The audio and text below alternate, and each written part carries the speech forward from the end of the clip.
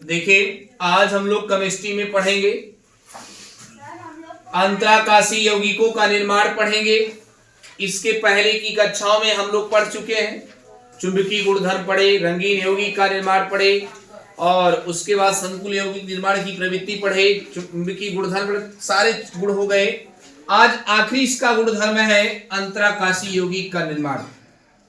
देखिए मैं बता रहा हूं आपको, जो डी ब्लॉक के तत्व होते हैं भैया, ये डी ब्लॉक के तत्व जो होते हैं ये क्रिस्टलीय होते हैं, और जब डी ब्लॉक के तत्व क्रिस्टलीय होते हैं उनके बीच में खाली स्थान रहता है। और याद रखिएगा, जब बीच में उनके जगह जगह खाली स्थान रहेगा, उस खाली स्थान को अंतराकाश कहते हैं।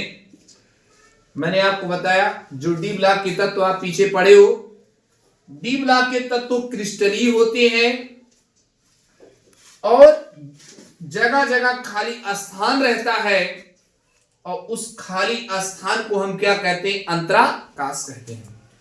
और उस अंतराकाश में छोटे परमाणु, उस अंतराकाश में छोटे परमाणु, छोटे परमाणु का मतलब जैसे hydrogen, helium, lithium, beryllium, boron, carbon, ये सब छोटे परमाणु क्या कर जाते हैं? प्रवेश कर जाते हैं।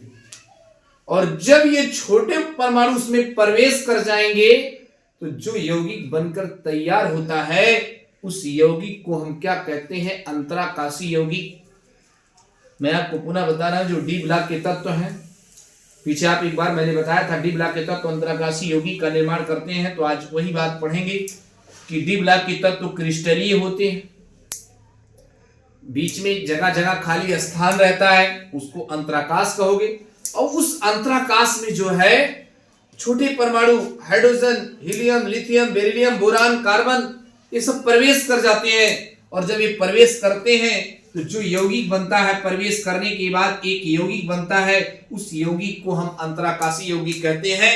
और एक बार कंपटीशन परीक्षा में ऑब्जेक्टिव में पूछा गया है, अंतराकाशी यौगिक को कहते हैं, तो याद रखिएगा आर रस समीकरण मिति यौगिक भी कहते हैं। अब अंतराकाशी यौगिक जब बन जाता है तो उसमें देखिए निम्नलिखित परिवर्तन होता है। पहला परिवर्तन क्या है? एक परिवर्तन ये होता है, देखिए जिस समय अंतराकाशी यौगिक बनेगा तो उसकी धातु की तन्यता कम हो जाएगी, तन्यता, धातु की तन्यता कम हो जाएगी और आघात वर्धनीयता कम हो जाती है। ये पहला परिवर्तन होता है। देखिए अंतराकाशी यौगिक का निर्माण होने पर धातु की तन्यता कम हो जाएगी और आघात वर्धनीयता कम हो जाती है।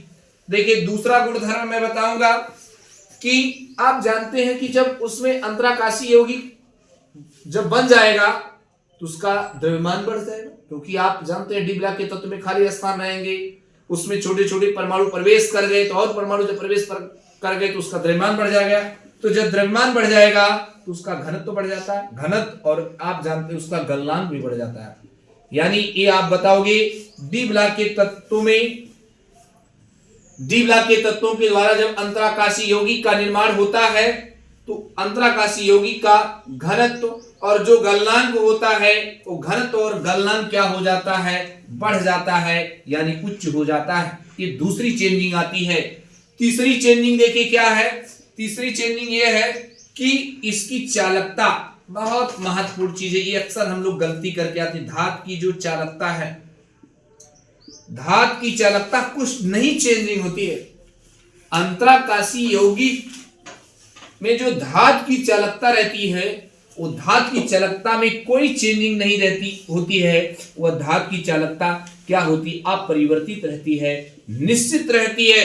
अगली बात है चौथी विशेषता, चौथा चेंजिंग ये होता है कि धातु की कठोरता बढ़ जाती है। धातु की कठोरता बढ़ जाती है, कठोरता बढ़ जाती है। ये इतने चेंजिंग होते हैं कि डी ब्लॉक के तत्वों के द्वारा जब अंतराकाशी यौगिक का निर्माण होता है तो धातु की तन्यता और आघात वर्धनीयता कम हो जाती है। दूसरा चेंजिंग, गलनांक और घनत्व उच्च हो जाता है। ये पूछा जाता है, ये आया हुआ परीक्षा में कि अंतराकाशी यौगिक में धात की चालकता होती है, नियत रहती है, बढ़ती है, घटती है, इनमें से कोई नहीं। ये हम लोग अक्सर गलती करते हैं, याद रखिएगा। अंतराकाशी यौगिक में धात की चालकता क्या रहती है? अपरिवर्तित रहती है, नियत रहती है। और आखिरी बात है, धात की कठोरता क्या हो जाती? बढ़ जाती है। आज हम लोगों का ये डी ब्लॉक का तत्व पढ़ रहे थे, ये पूरा डी ब्लॉक खत्म हो गया, समाप्त हो गया। इसके बाद कल हम लोग पढ़ेंगे एफ ब्लॉक के तत्वों के बारे में।